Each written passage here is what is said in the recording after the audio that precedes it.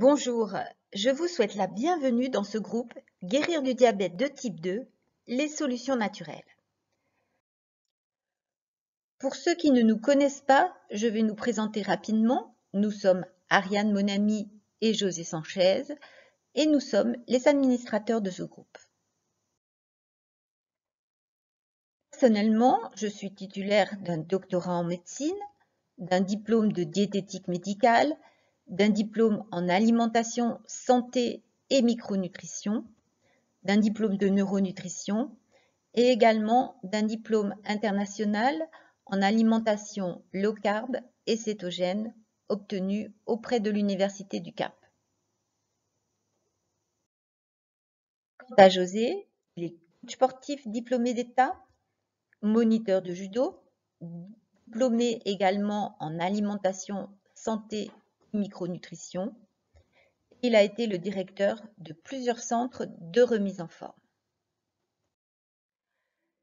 D'abord, c'est quoi exactement le diabète? Le diabète, c'est une augmentation du sucre dans le sang. Et les conséquences de cette augmentation du sucre dans le sang et également dans les cellules, ça va être une caramélisation des cellules et c'est cette caramélisation qui va provoquer les fameuses complications du diabète qui sont la possibilité de perdre la vue, de devenir aveugle, les maladies cardiovasculaires, l'insuffisance rénale et également les risques d'amputation. D'où vient le sucre qui est dans le sang? L'excès de sucre dans le sang n'est pas là par hasard. Il vient directement des aliments que nous mangeons, c'est-à-dire les aliments qui contiennent des glucides. Quand on consomme des aliments qui contiennent des glucides, sous toutes leurs formes, les glucides qualifiés de rapides et les glucides qualifiés de lents, eh bien, tous ces glucides vont être découpés dans l'estomac sous forme de glucose et ils vont directement passer dans le sang et donc faire monter la glycémie. Ce qu'il faut savoir, c'est que plus un repas contient de glucides, plus il fait monter le sucre dans le sang. Pourquoi devient-on diabétique? Quand on mange des glucides, nous avons vu que cela faisait augmenter le sucre dans le sang. À ce moment-là, le pancréas, qui est la glande située en dessous du foie, va fabriquer de l'insuline et cette insuline va faire rentrer le sucre dans les cellules où il est stocké sous forme de graisse. Et deuxième effet, elle va empêcher la libération d'énergie stockée dans la cellule. Au départ, ça fonctionne bien, mais au bout d'un certain temps, quand la cellule est pleine, eh bien, c'est comme quand la valise est pleine, elle ne veut plus recevoir le message de l'insuline et c'est ce qu'on appelle l'insulinorésistance ou également la résistance à l'insuline. Donc, cette résistance à l'insuline, cela signifie que l'insuline n'arrive plus à faire rentrer le sucre dans la cellule. En réaction, le pancréas va fabriquer de plus en plus d'insuline et cette phase-là s'appelle l'hyperinsulinisme. Quand le pancréas n'arrive plus à fabriquer suffisamment d'insuline pour vaincre la résistance à l'insuline et obliger les cellules à faire rentrer du sucre, la glycémie va monter. Alors vous vous posez peut-être la question, où est-ce que je me situe exactement dans la maladie? Il y a en fait une évolution continue entre une glycémie qui est qualifiée de normale, le prédiabète et le diabète. En dessous de 1,10 g par litre, c'est-à-dire 110 mg par décilitre, on considère que votre glycémie est normale.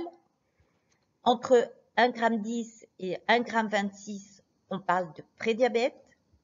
Et au-dessus de 1,26 g, on parle de diabète.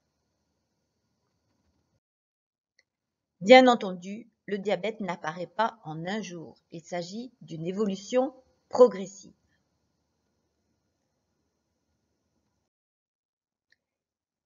La bonne nouvelle, c'est que guérir du diabète de type 2, c'est possible. On peut revenir en arrière, quel que soit le stade où on en est dans la maladie. Nous avons vu que on commence par avoir une glycémie normale, puis on passe au prédiabète et au diabète.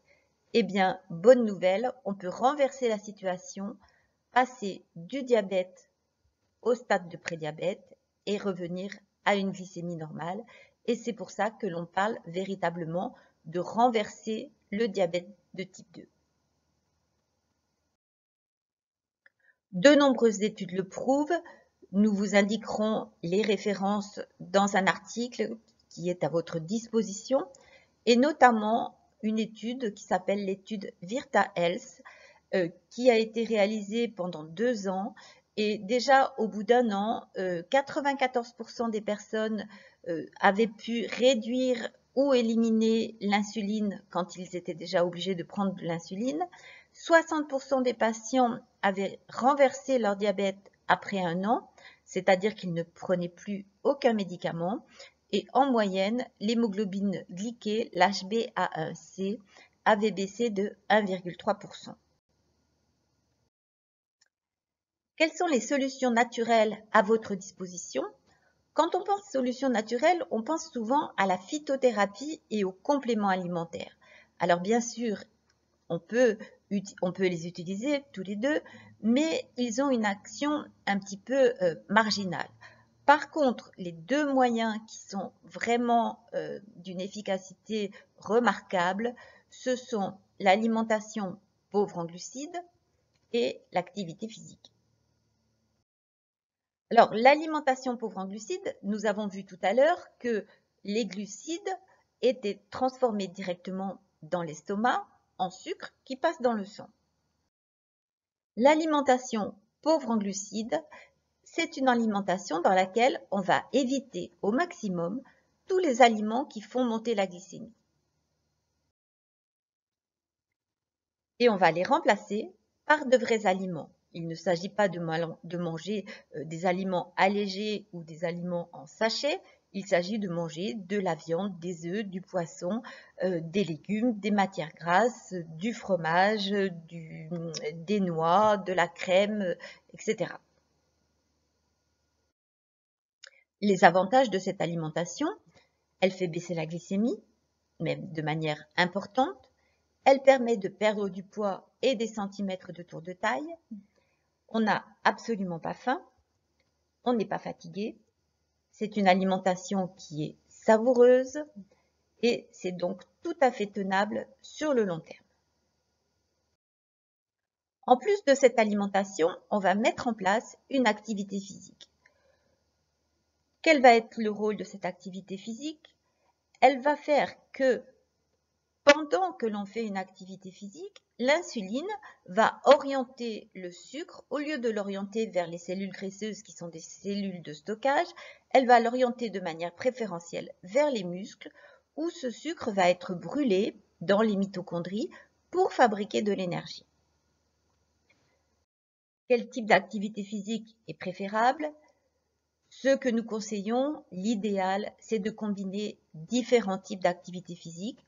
Une activité de renforcement musculaire pour que les muscles fassent bien leur travail de brûler le sucre comme énergie, mais également une activité de cardio, sans oublier la partie assouplissement, étirement, qui aura également un effet bénéfique sur le stress. Les avantages de l'activité physique, elle permet de rétablir la sensibilité à l'insuline, elle tonifie la silhouette, elle vous permet de retrouver votre dynamisme, elle améliore votre condition physique, elle augmente votre résistance aux infections et au stress. Associée à l'alimentation pauvre en glucides, elle permet une véritable reprogrammation métabolique. Comment aller plus loin? Nous avons préparé pour vous toute une série de vidéos et de documents indispensables pour vous aider à mettre en place votre stratégie anti-diabète. Vous trouverez sous cette vidéo les instructions nécessaires pour obtenir ces documents. Je vous dis à très bientôt.